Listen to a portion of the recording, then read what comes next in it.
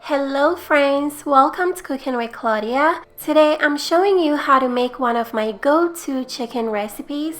This is a slowly baked chicken recipe that is so tender and full of the bone delicious. It's very easy to make. Let's get started.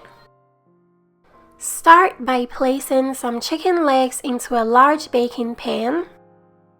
Next, we're going to add a whole sliced onion to the chicken.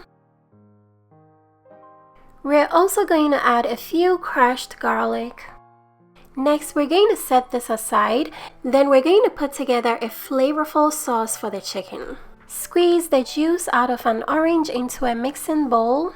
I went ahead and squeezed the orange juice off camera into the bowl. I'm going to add some olive oil.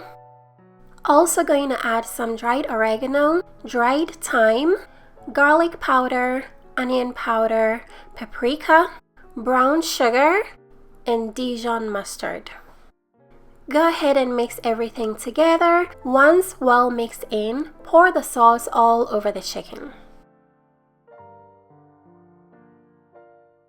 Next, season with a generous amount of salt and black pepper to your taste.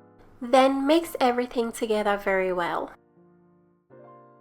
Once everything is very well mixed in, make sure the chicken is arranged in a single layer. Then we're going to randomly toss some sliced butter on top of the chicken. While all of the prep work is going on, make sure your oven has been preheated to broil. Place the chicken into the oven and let it broil for 15 minutes. After 15 minutes, take it out from under the broiler. The whole purpose of broiling the chicken is to give it a nice golden brown color. Reduce the temperature of your oven from broil to all the way down to 250 degrees Fahrenheit. Cover the chicken with an aluminum foil, then place it back into the oven and let it slowly bake at 250 Fahrenheit for 4 hours. And this is what the chicken looks like after it has slowly baked for 4 hours. The flavor of this chicken is so delicious, your home will be smelling so good. There's so much sauce on the chicken to enjoy it with. Look at how soft and tender the chicken is. It falls right off the bone.